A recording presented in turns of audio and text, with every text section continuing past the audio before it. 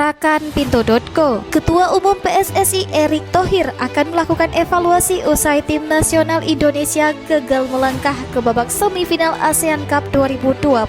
Mantan Presiden Inter Milan tersebut menilai kegagalan tim Indonesia melaju ke semifinal ASEAN Cup 2024 harus menjadi pelajaran berharga bagi pelatih Sinteyong dalam menangani tim yang mayoritas berusia di bawah 22 tahun ini. Tim asuhan STY dipastikan tidak lolos ke semifinal usai menyerah dari Filipina 0-1 di laga keempat penyisihan grup B yang berlangsung di Stadion Manahan Solo, Jawa Tengah. Gol sematawayang Filipina dicetak Christensen melalui titik putih pada menit ke-63. Erick menegaskan bahwa komposisi pemain yang berada di skuad tim Garuda yang mayoritas berusia 22 tahun ini memang diproyeksikan untuk bersaing di SEA Games 2025.